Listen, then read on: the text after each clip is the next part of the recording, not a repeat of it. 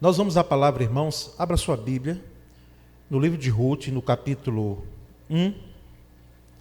Eu vou pedir que, se possível, projetasse a leitura na versão, nova versão internacional, a NVI.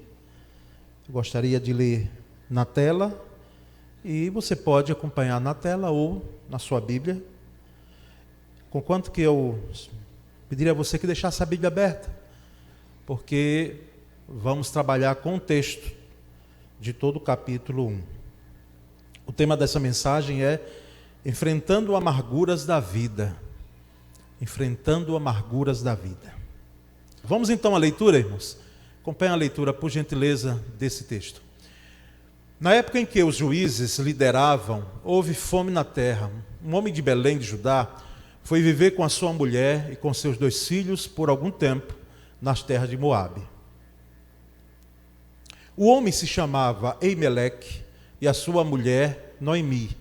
Os seus 2 filhos, Malom e Quilion, eram efrateus de Belém de Judá. Chegaram a Moabe e passaram a viver ali. Elimeleque, marido de Noemi, morreu e ela ficou com os 2 filhos.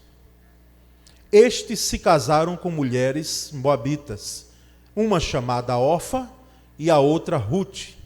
Depois de terem vivido lá por quase 10 anos, morreram também Malom e Quilion, e Noemi ficou sem os 2 filhos e sem o marido. Quando Noemi soube em Moabe que o Senhor viera em auxílio do seu povo, dando-lhe alimento, decidiu voltar com as suas 2 noras para sua terra. Assim, ela partiu com as 2 noras do lugar onde morava e juntas empreenderam o caminho rumo à terra de Judá.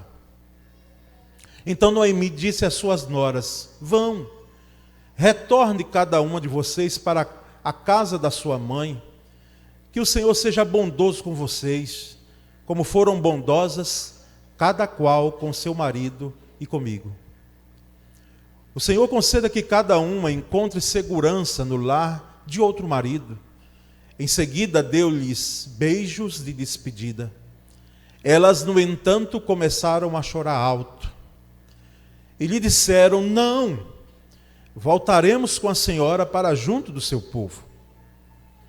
Noemi, porém, disse: voltem, minhas filhas, porque viriam comigo?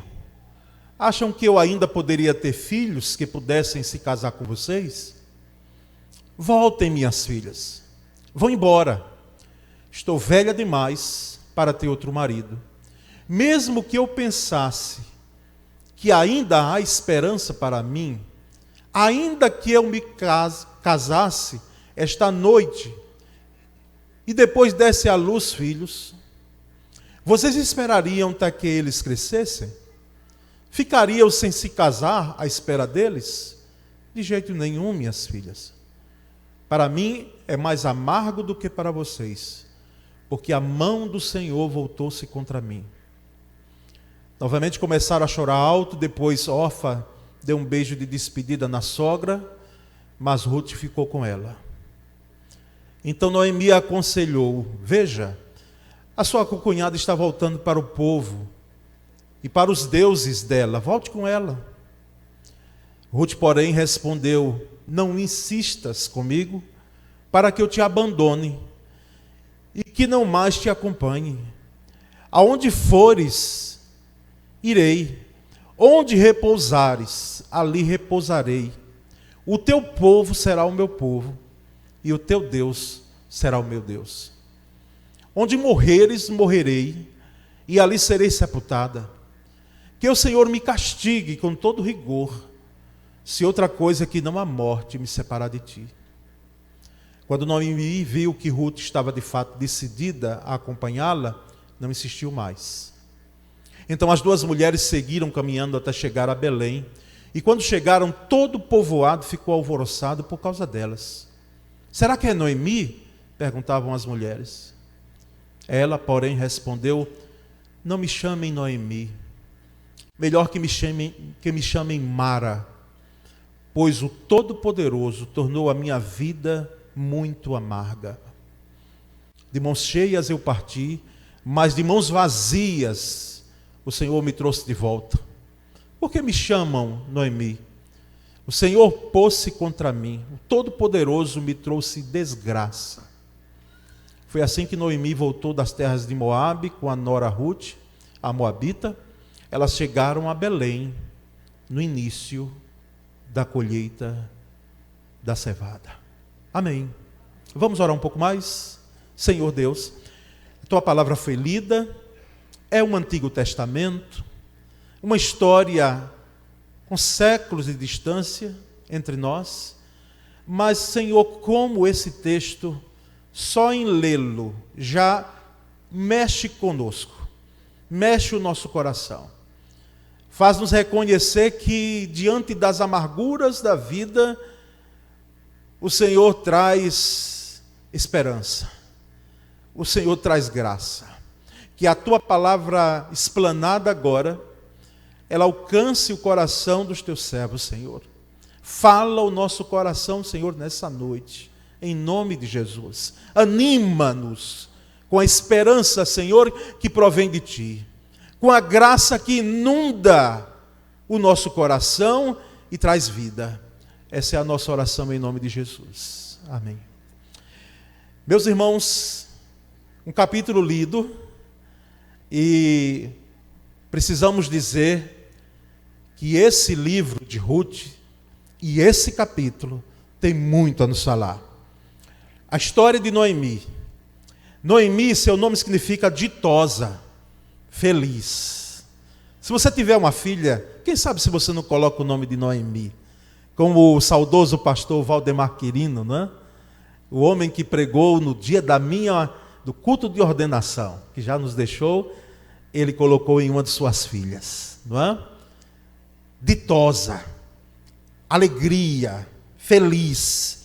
Mas a sua história, irmãos, ela é marcada por grandes perdas, por grandes amarguras, a história de Noemi. Grandes perdas e grandes amarguras.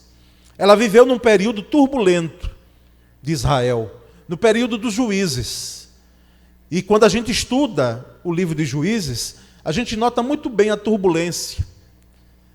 Eram períodos de prosperidade, quando se tinha um juiz que era levantado por Deus, e ali o povo prosperava. Mas depois que aquele juiz morria, o povo entrava em idolatria, se desviava dos caminhos do Senhor, vinham as consequências dessas atitudes, o povo clamava por misericórdia, por livramento, Deus levantava outro juiz. Então, assim, era um período de turbulência. E é nesse período, é nesse contexto histórico-social, que Noemi tem a sua história. E um tempo de instabilidade espiritual e financeira. Espiritual porque o povo tinha esse alto e baixo. Quando se tinha um juiz, quando se tinha um líder que procurava temer ao Senhor e orientar o povo, porque não se tinha ainda, isso é anterior ao período dos reis, não é? E também o período de reis também não ajudou muito, porque alguns reis, nós sabemos, que se levantavam e eles se desviavam dos caminhos de Davi. Nós percebemos então que era um período de estabilidade espiritual e também um período de estabilidade financeira, econômica. Era um tempo de insegurança para as famílias. Por quê?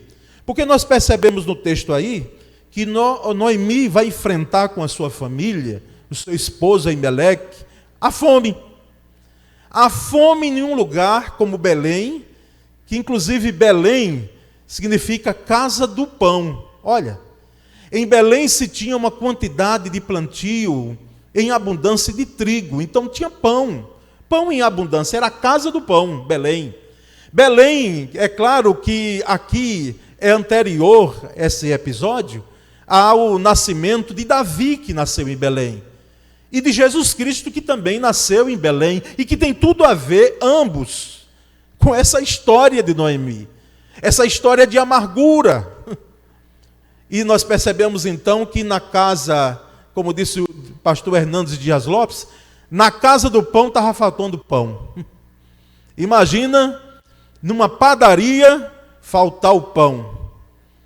Os fornos estavam frios, prateleiras vazias. Por quê? Porque a fome se tinha instaurado naquela região. Não se tinha condição de se plantar mais nada, não se tinha condição de se colher nada, e a fome estava imperando. Fome, irmãos, é algo muito desesperador. Eu lembro de um querido irmão nosso, numa das congregações que eu passei, ele se emocionando e chorando, ele já aposentado, mas ele lembrando dos pais dele, na zona rural, no campo, dizendo que os pais às vezes iam dormir mais cedo, porque naquele período não se tinha nada para comer. Se plantou, mas a semente não vigou, não houve chuva suficiente. E a fome imperou naquele lugar, e ele contava, ele disse, meu Deus, e hoje eu tenho em abundância. Eu não sei o que é fome, e eu olho para trás e vejo o que os meus pais passaram.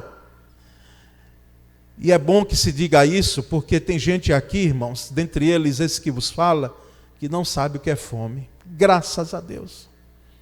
Nós não sabemos o que é fome. Pode ser que alguns aqui de nós enfrentou sim. Porque a história de Noemi é parecida com a nossa história. Seja dentro de um contexto socioeconômico que ela enfrentou, mas seja também dentro de um contexto espiritual, ou seja, nesse contexto financeiro que a família dela estava passando. E você que passou fome sabe muito bem do que nós estamos falando. Eu particularmente não sei. Lá em casa, os que conheceram mamãe, né? Minha mãe, nós não tínhamos luxo algum em casa. Móveis sofisticados não tínhamos. Mas uma coisa tínhamos. Muita comida. E comida boa. Por isso que eu não sei o que é fome. Não sei. Mas a fome é desesperadora. Dói o nosso coração, e se não dói, deve doer. Nós sabermos que hoje à noite, quando esse culto acabar e nós formos para a nossa casa, vai ter gente, irmãos, não é exagero isso, vai ter gente que vai dormir com fome hoje. Vai ter gente que não vai ter uma alimentação. Por isso que muitas vezes a alimentação de algumas crianças é o primeiro prato de comida quando levamos numa ação evangelística. Para um local que é carente. E por isso nós precisamos levar os dois alimentos, o espiritual e o pão, a comida. Para os locais que precisam. Então a família de Noemi estava enfrentando uma fome na região. E Noemi e sua família então tiveram que migrar, sair de sua terra para outra terra. Tiveram que sair. Elimeleque, seu esposo, esposa de Noemi, ela e seus dois filhos, Malom e Quilion, arrumam as malas, as bagagens, saem dali. Ela, é bom que se diga, Noemi era de uma família abastada de Belém. Uma família rica. A família de Noemi tinha posses. Ela poderia dizer que ela estava saindo dali com malas cheias, embora a fome estava campeando. E eles saíram de Belém para Moabe. Nós sabemos historicamente que os moabitas nunca se beijaram com os israelitas. Eram povos que, embora tivessem certo parentesco, mas eram inimigos, moabitas, israelitas. E nós percebemos então que eles fugiram daquele ambiente de crise. E você não fugiria, não? Você não sairia, não? Em um local que você teria condições de sair, um local de fome, de escassez, de dificuldade, de crise. Mas, irmãos, nem sempre é bom que saiamos do local, mesmo que aquele contexto seja um contexto de escassez e de caos. Por quê? Nem sempre é prudente fugir da crise. Talvez em algum momento é preciso enfrentá-la. Mas quem somos nós? Eu particularmente me sinto totalmente desconfortável Para eu fazer alguma crítica a Noemi, a Elimeleque e aos seus 2 filhos, à família, porque deixaram a sua terra e foram para outra. Eles saíram com as melhores das intenções. E a crise também os impulsionou a mudar e fazer essa escolha de sair da sua terra para uma outra terra, vamos dizer, estranha, não é? Porque era um povo com costumes diferentes. Os moabitas tinham deuses vários, outros. Israel cultuava a Yahvé, mesmo com esse período de altos e baixos, às vezes se mirando nas outras nações ali de lado, inclusive cultuando deuses de outras nações. Mas tinha a crença em Yahvé. E a família de Noemi, então, buscou sobrevivência, e em vez de encontrar, irmãos, a sobrevivência, o texto diz que essa família encontrou a morte e o luto. Às vezes as intenções são boas. Quando alguém sai, quando alguém migra, quando alguém foge ou tenta fugir da crise, são as melhores intenções. Mas aquilo que já estava ruim, é impressionante, irmãos, como pode muitas vezes, ou algumas vezes, piorar. Foi o que ocorreu. Saiu da fome, encontrou a morte e encontrou o luto. Porque primeiro morreu seu marido, Elimeleque, e quem aqui já enfrentou a viuvez sabe o que é isso. É impactante, independente da idade de convivência matrimonial. Porque eu fico pensando, se está no início, é o início dos sonhos. A cabeça cheia de sonhos, para viver uma vida a 2. E aí vem a viuvez e bate a porta. Se vive 40, 30, 40, 50 anos de casamento, como agora viver separados? Viver com a ausência daquela pessoa que dividiu tudo o que você tinha e o que você é. Dormiam na mesma cama, debaixo do mesmo teto. De vez em quando um ficava bicudo com o outro, porque trocava algumas farpas lá. Um falava uma coisa que o outro não gostava. Mas quando diz morreu, irmãos, é um negócio para enfrentar muito difícil. Eu mesmo já via não muito, mas vi uma cena uma vez de uma irmã que o esposo tinha partido. E esse tipo de morte repentina, sabe? Essa coisa que não dá tempo da gente despedir. Que quando está hospitalizado, e a gente vai, e os médicos vêm e dizem, olha, aí o que podíamos fazer, fizemos, agora, e a gente vai se preparando. E mesmo assim é impactante. Você imagine uma morte repentina. E a gente vem e passa na nossa cabeça, meu Deus, não deu tempo nem de falar alguma coisa, por isso que é bom dizer logo, tá bom? Se for para dar flores, dê logo.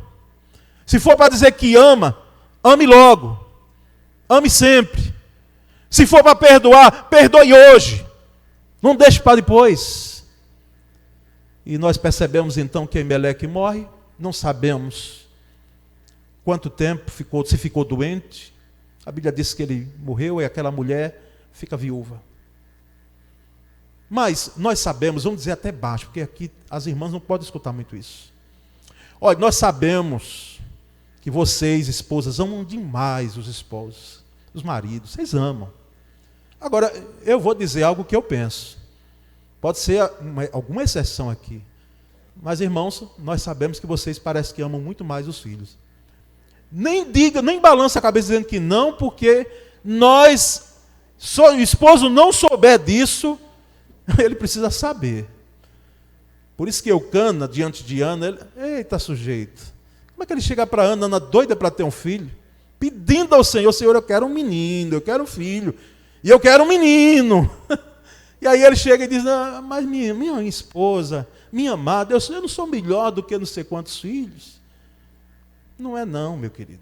Você é esposo, ela te ama, mas você não deve esquecer que ela tem gente a que você inclusive cooperou para que saísse de dentro dela, ou fosse gerada no coração para os que foram aqui adotados. E que eu não quero nem falar, porque se a gente falar muito a quem adotou, a pessoa disse, pastor, nem me fala esse negócio aí, porque para mim é um filho. É uma filha, foi como eu gerei. Só não amamentei, mas saiu do meu coração. Então, meus irmãos, que grande perda. E aquilo que está ruim pode piorar. E não piorou, porque ela perde os 2 tesouros dela, os 2 filhos, Malom e Quilion. Os 2 rapazes, vamos dizer assim, morrem. E numa dor maior, ainda hoje à tarde eu estava dizendo isso lá, a família da irmã Rosinha. Olha, queridos, o que está acontecendo aqui é natural. Filho sepultando pais. Mas quando um pai sepulta um filho, como alguns irmãos aqui têm experiência, terrível. É uma parte da gente que vai embora. É metade da gente. Se a gente perde pai e mãe, é como se fosse uma parte que arrancasse da gente. Fica faltando algo. Por isso que os que têm mãe e pai aqui, aproveitem, porque quando se perde, dói demais a ausência. Dói demais. E às vezes a gente ouve ainda algum adolescente, porque eu espero que o jovem não faça isso.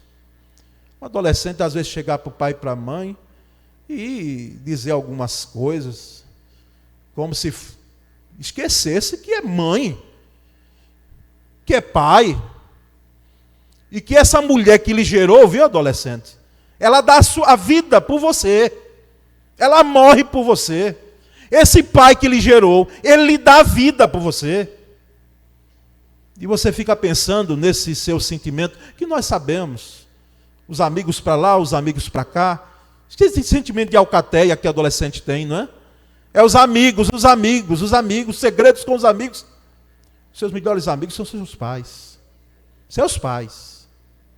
Tem amigos, mas os melhores são os seus pais. Então, aqui, irmãos, aqui é algo antinatural. Uma mãe enterrar 2 filhos. Em terra estranha, morreram seu marido e mais tarde seus 2 filhos. Ela ficou viúva e sem filhos, Noemi. Ela saiu para buscar vida e ela encontrou o quê? Morte. Saiu para encontrar sobrevivência e encontrou o luto. A dor do luto. Noemi foi atingida também, irmãos. Se não fosse pouco, essas perdas, ela foi e enfrentou a dor da despedida. Da despedida. Noemi perdeu o que havia levado para Moabe. A sua família, seus 2 filhos, seu esposo. E agora ela está prestes a perder tudo o que havia encontrado em Moabe. As suas 2 noras, Orfa e Ruth. E olhe, só quem sabe o que é despedida, quem muitas vezes saiu de casa deixando uma mãe chorando, deixando um pai, porque os homens assim são fortes, não pode chorar, né? Que homem não chora, né? Chora. Mas o pai ali, fechado, vendo um filho para ti, sai de casa. Eu sei, e nós sabemos, pastor Júnior, que em alguns casamentos, não é? Aquele choro da nossa irmã, é o choro, sim, eu estou feliz porque meu filho encontrou uma esposa, e que vai ser como minha filha. Mas também é possível que você esteja chorando disso, já vai o meu menino, o meu queridinho, que eu peguei no braço, mas você esqueceu que ele cresceu, foi? E que ele, quando coloca os olhos numa moça que há aquela conexão, ele deixa tudo.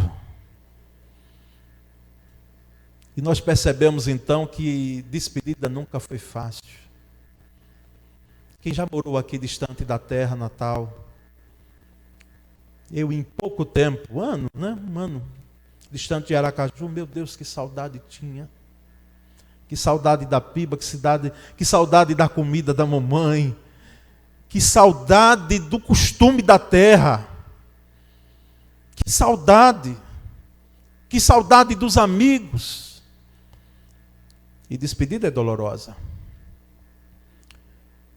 Ela está se despedindo das únicas pessoas que podiam lhe dar uma esperança e uma descendência.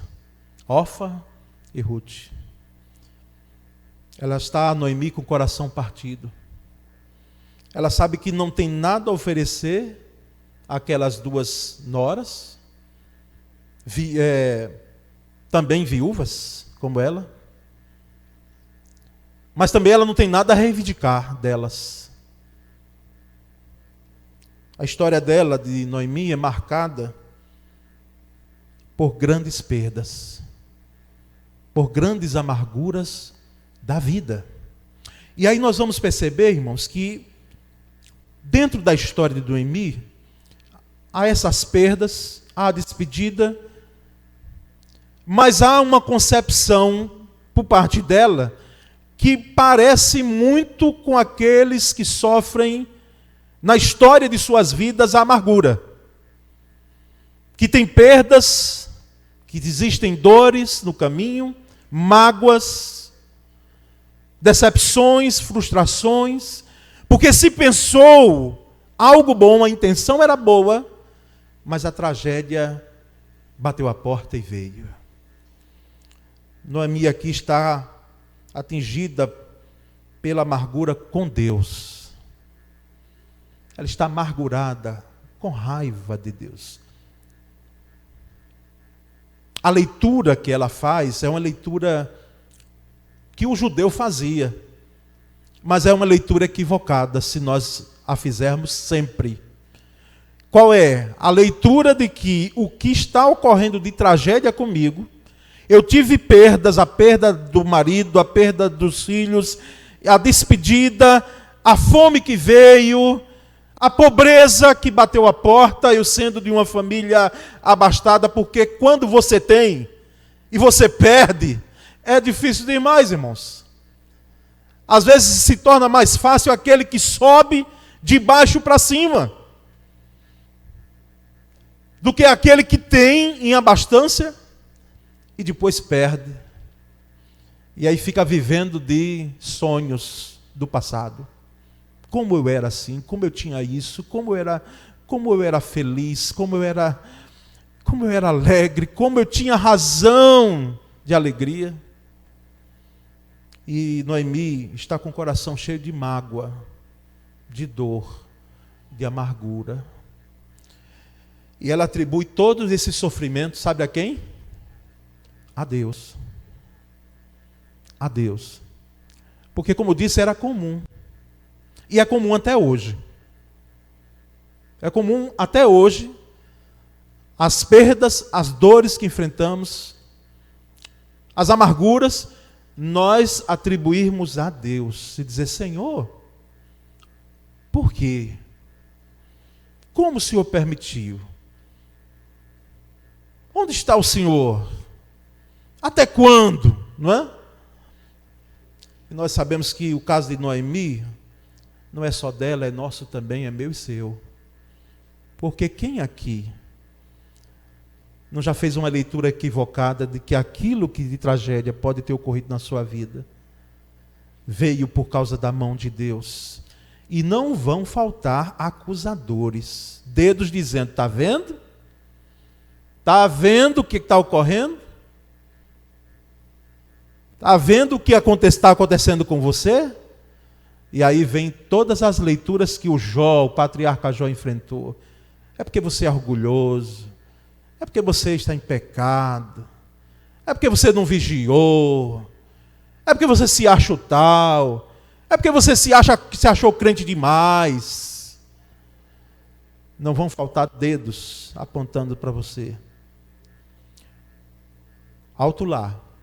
Pode ser que alguns deles estejam certos. Pode ser. Nós não deixamos de lado a possibilidade de, em algum momento, a mão de Deus pesar sobre nós. Você já entendeu isso?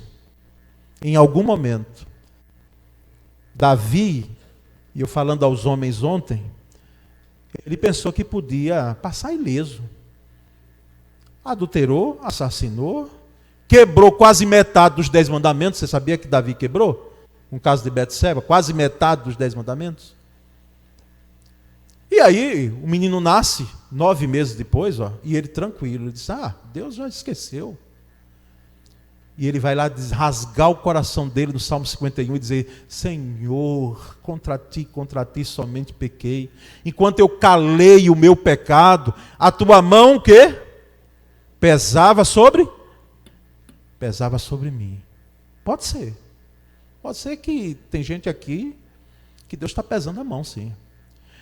Mas é sempre isso? Todas as vezes é isso? Não. Eu, inclusive, diria, sem medo de errar, irmãos, pela autoridade da palavra. A maioria das vezes não é dessa forma. Porque a visão que nós temos de um Deus carrasco, ela não é coerente com o amor e a graça dele. Nós é que fazemos a leitura equivocada. Como Noemi. E Noemi diante das perdas, irmãos. Quem somos nós para dizer, puxa, Noemi foi dizer que Deus era o culpado. Mas que mulher é essa? Você queria enfrentar o que ela enfrentou? Diga aí. Ela afirma que Deus descarregou sobre ela a sua mão, versículo 13 que lemos. Deus descarregou as aljava dele, as setas dele, a mão dele, pesou sobre ela. E o que estava ocorrendo com ela é porque o Todo-Poderoso estava dizendo, é assim mesmo. E vai acontecer. Uma leitura equivocada. Essa mulher volta para Belém. E é difícil, vão voltar, né, irmãos? Porque ela mesmo diz, ela voltou com malas recheadas. Ela saiu com malas recheadas. Ela saiu da fome, mas ela tinha o maior tesouro dela, ela tinha a família. Porque engano nosso pensar que os bens materiais são as melhores e maiores bênçãos que nós temos em nossa vida. Não! Tire da sua mente em nome de Jesus. Coloque na sua mente que o maior bem, o maior tesouro, o maior patrimônio que você e eu temos, são as pessoas que Deus coloca em nossa vida, são os nossos filhos. É esposo, é esposa, é mãe, é pai, é parente, é gente. E nós percebemos então que essa mulher volta para Belém, porque ela ouve falar que o Senhor estava agora ali abençoando o seu povo. A casa do pão estava tendo pão. A fome tinha passado. E ela volta então, com perdas profundas. A perda do marido, dos filhos, com uma nora, porque a nora Ruth, a gente às vezes prega em casamento, não é? E é cantado até, onde quer que tu fores, irei eu, e onde quer que pousares, pousarei eu. O teu povo será o meu povo, e o teu Deus será o meu Deus. Que só a morte possa fazer me separar de ti. Mas quem disse isso foi quem? Foi Ruth.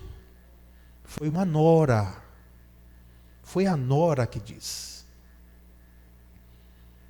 E Ruth disse, minha sogra, não vou te deixar. Que Orfa volte.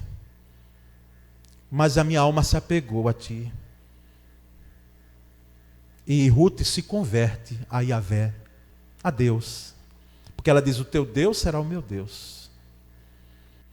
E elas voltam a Belém. E quando chega em Belém, no povoado de Belém, porque Belém era uma cidade pequena, era um povoado. Diz bem a NVI, um povoado. Todo mundo conhecia todo mundo. E Noemi, quando chega ali com Ruth, as mulheres, olha, é o texto que está dizendo, viu? As mulheres logo da cidade se alvoroçam e vão saber logo. É Noemi que está voltando? A ditosa, a alegre, a feliz. E ela diz, não me chamem de Noemi, de ditosa, de alegre, de feliz. Me chamem de Mara. Quem é que sabe aqui o que o nome Mara significa? Amarga. Me chamem de amargura, de amarga. Eu sou uma mulher amarga. Eu não sou mais Noemi. Os orientais, por isso que quando às vezes a gente ouve que um escritor evangélico, um pastor evangélico trocou de nome, sabe? Ele saiu era conhecido por um nome, depois mudou o nome. É porque os orientais, eles têm o costume de, quando há um grande episódio, um episódio marcante na vida deles, eles trocam o nome. Quem era Davi, agora se torna Paulo, vamos dizer assim. Eles trocam. E isso é comum na sociedade. Uma grande mudança, uma percepção de mudança. E o povo hebreu tinha isso também. Eu não sou mais Noemi, eu sou Mara. Como é seu nome? O seu nome. Será que a situação das amarguras, das perdas, das dores na sua vida, das decepções e frustrações, fazem com que você também pense como Noemi e diga: eu não posso mais me chamar assim. Eu sou Mara, eu sou amarga. Ela olha para o passado e ela não tem motivos para se alegrar. Ela, na realidade, aqui, você que é psicólogo, psicóloga, o que é que Noemi aqui possivelmente estava? Um sentimento de auto-piedade. Auto-piedade. As dores, claro que existiram. Agora, ela está possivelmente com o sentimento de auto-piedade. Porque ela diz: como eu sofri. E como eu sou uma mulher amargurada. Mas Noemi voltou, irmãos. E muitas vezes voltar é difícil. Eu fico pensando naquele filho pródigo. A gente lê assim, diz: não, foi fácil para ele voltar, já estava na sarjeta mesmo, ninguém dava nada. Então ele tinha que voltar, claro, sim. Mas nem sempre é tão fácil assim. Porque tem gente que tem uma cabeça dura e um pescoço duro, e poderia dizer: eu não vou voltar mais nunca para a casa do meu pai. Eu não volto. O quê? Aquele relacionamento conjugal desgastado, eu não refaço mais. Vou continuar separado. Não quero saber. Não volto. Porque fui machucado ou machucada. Fui ferida. Ouvi coisas que não tinha como alguém que me disse antes que me amava, falou para mim. Houve dores, houve traição. Alguém que me prometeu amor, que me jurou amor. Eu não volto, mas Noemi voltou. E ela volta, e Deus abriu uma porta para ela, irmãos. Deus abriu uma porta para ela. Elas chegam no momento maravilhoso da colheita da cevada, como o final do texto diz. É naquele momento que elas chegam. E a história que nós não lemos no texto, porque você vai encontrar isso no capítulo 2. Ruth, a nora, viúva, ela vai casar com Boaz, o seu remidor, dentro daquele contexto, né, do texto. E de Boaz vai vir Davi, o rei. E da linhagem de Davi, da descendência de Davi, da descendência de Ruth, e que Noemi ali estava como, vamos dizer, a sogra, vai vir o Messias, Jesus Cristo. Então Deus deu a Noemi prosperidade e deu a Ruth. Deu-lhe uma nora que se tornou uma filha para ela. É o que toda nora deveria ser da sogra. Minha irmã, para com esse negócio de você estar brigando com sua nora e achar que ela roubou seu filho. Você tem que amar, tá certo? Amar. E a nora também. Para com esse negócio de não vai mais assim, quem vai mandar nele sou eu. E vai para casa as festas da família quando eu quiser. Para com isso. Para. Ruth deu-lhe um neto, que se tornou avô então do grande rei, que veio o Messias. E o último capítulo da história de Noemi, irmãos, foi um capítulo não de amargura, mas um capítulo de vitória. É assim que Deus faz em minha vida e na sua vida.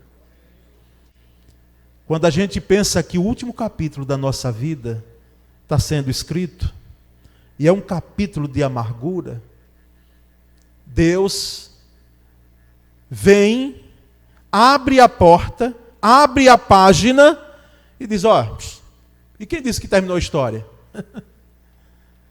Tem um novo capítulo e o capítulo não é de amargura. O capítulo é de vitória. O capítulo é de prosperidade, sim, nesse sentido. Um capítulo de alegria, de vida, de esperança. Então, irmãos, eu posso terminar essa palavra aqui para nós nessa noite, lembrando de uma expressão, de uma mensagem que Deus nos deu há uns anos atrás, aí, acho que uns 3 anos. Quando se pensou que era o fim, era o começo. Quando Noemi pensou que era o fim, tantas perdas, tantas dores, volta para Belém, mas volta assim, amargurada. Quando ela pensou que era o fim, era o começo. Assim, eu posso dizer pela autoridade da palavra de Deus, quando nós pensamos que é o fim da nossa vida, o Senhor vem e mostra que é o começo de uma nova história, o começo de um novo capítulo das nossas vidas. Amém, meus irmãos? Seja você edificado nessa noite com essa palavra. E se tem passado, e quem é que não tem passado? Se não tem passado, vai passar. Amarguras, dores, perdas, fazem parte da vida. Não é que Deus muitas vezes está pesando a mão, é que fazem parte da vida. Se você é gente feita de carne e osso, você em maior ou menor grau, você passa por isso. Alguns passam mais. Alguns têm uma história muito semelhante à de Noemi. E o final da história é um final de vitória. É um final de prosperidade, cheio de graça. Porque quando pensou-se que era o fim, era o começo. Vamos orar? Senhor Deus, eu só posso ir até aqui como pregador. E eu quero crer, embora as limitações que eu tenho são grandes, o Senhor sabe muito bem. Mas, ó Deus, através do Teu Espírito Santo, eu creio que essa mensagem, ela alcançou gente aqui, como me alcançou, e como mexeu o meu coração, e trouxe esperança à minha vida. Não que a vida da gente aqui seja equiparada à vida de Noemi, diante das perdas, das dores, mas como as nossas histórias se parecem, assim se parece também as perdas que muitas vezes enfrentamos e as dores, e assim também é o mesmo Deus que operou lá no passado, lá com Noemi, e abriu-lhe a porta, e lhe fez ver que não era o final, era o começo. Assim esse mesmo Deus, Ele faz conosco hoje. Oh Senhor, muito obrigado. Oh Deus, trabalha com amargura no coração de gente aqui nessa noite, em nome de Jesus. Faz com que, oh Deus, a mágoa, a dor, a frustração, o incômodo do coração encontre cura, encontre saúde espiritual. E que a leitura equivocada que às vezes fazemos dos acontecimentos da vida, pensando que é Deus nos punindo, dá-nos olhos espirituais para ver mais adiante, Senhor. E ver que diante de uma grande prova, diante de grandes perdas, o Senhor oportuniza lá na frente um horizonte bonito. O Senhor abre portas. e nos traz consolo e faz com que aquilo que pensamos que era o fim seja o começo. Ó Senhor Deus, trabalhe nos corações aqui, Pai. Nós louvamos o Teu nome, porque a Tua palavra, ela nos confronta e nos traz ao lugar que devemos estar. E nós continuaremos rendendo toda a honra e toda a glória a Ti. Essa é a nossa oração em nome de Jesus. Amém.